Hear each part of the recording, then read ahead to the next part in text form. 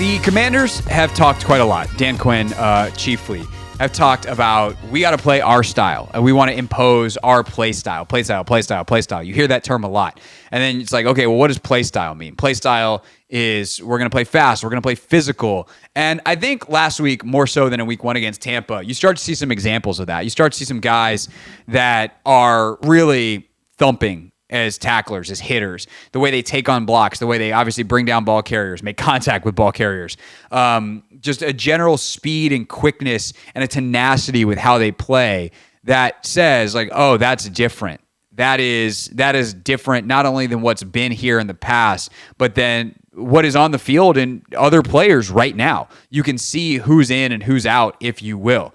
And today, Joe Whitt Jr. was asked specifically, hey, who on the team is actually playing up to that level?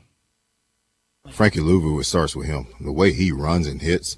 This last game, we won it and it was good. But Bobby Wagner, Frankie Louvu, Ben, and Quan. I think Quan played really good the first game, even though we didn't play good as a defense. Those 4 men have been playing the play style. Okay. All right. Frankie Louvu runs and hits and puts his body on people in a very violent manner, and we have to get everybody to do that. All right. Quan, the Tampa game, we did not play a good game defensively, but he came out of the post and had some really nice tackles, and some space tackles that were hard. So did Percy. They had some space tackles that were hard. Now, we have to get 11 guys doing it every time. And then we talked about playing with a deep crew. When those guys get tired, all right, the next group that come in have to be able to do it.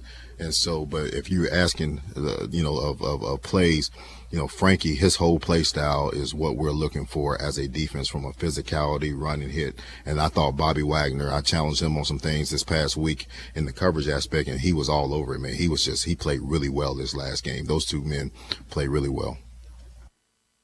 That makes me feel good as an analyst because when I watch the tape, those are the 2 that stand out. Those are the 2 that if you watch and you watch with that specificity, because like we talk about watching tape and like anybody can watch tape, but you got to watch tape with intention. You have to say like, okay, on this round through the tape, I am watching coverage structures.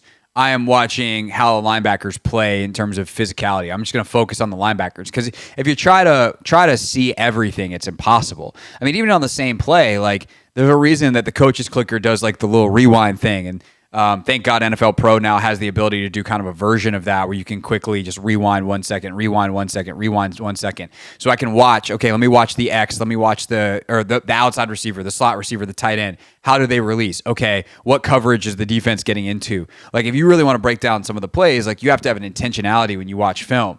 But if you were to just forget all that. I'm not watching for coverage structures or I'm not watching to see how they rush together. I just want to sit back and watch this play. And let's see who hits somebody really hard. Let's see where my eyes go. Your eyes would go to Frankie Louvu. He's the number 1 guy. You'd be like, oh, I just saw someone get hit really hard. Oh, Louvu was the one who hit him. That's going to happen a lot. Bobby Wagner, you're going to watch him play with physicality. I mean, especially with Wagner, like you just watch the ball, right? Handoff, where's the ball going? Bobby Wagner's going to arrive there, and he's going to arrive with some intention. And he's going to ride with physicality. And those little hits, like they really add up over the course of a game. You're just tired of getting hit by that guy. It slows down your decision-making. It slows down what you're able to do as an offense because dudes are like, where is 54 about to come from and thump me? And that's great. That's what you want. You want to be miserable to play against. And you see Quan Martin flying out of the post. And I'm glad he mentioned Benjamin St-Juste. Because Juice, not only does he arrive and tackle well and with physicality, but the tenacity piece. I talked about this earlier in the week on the play where he forces the fumble.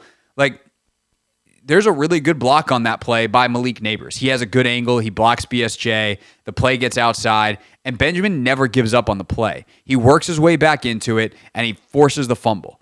And so yes, that was a big gain, and there's a lot of, I think, things to coach up on that play. But for Benjamin to just, hey, stick with it, play with tenacity, arrive with a purpose, whether it's to deliver a big hit, whether it's to punch the ball out, both, like figure out a way to make a difference. Benjamin St. Juste did a lot of that. And I think you got to give credit to Juice for doing that so far through 2 games without picking up a bunch of, PI penalties and hands to the face and all the things that he struggled with over the last couple of years in the flag department. What I think caught a lot of people's ears, though, is not necessarily who got mentioned, but it's who didn't. And it's not just that any specific D lineman didn't get mentioned, it's that none of them did. And that includes not just Allen and Payne, but like Dorrance Armstrong, who has played for Dan and Joe in the past. Like Dante Fowler has been with Dan for a long time. And I do think Fowler plays with a bit more urgency. Like I watch Fowler and I go, I get why Dan Quinn likes this guy. So I think, for some of them, it might be more of Joe was thinking of other guys. He's not tacking through everybody.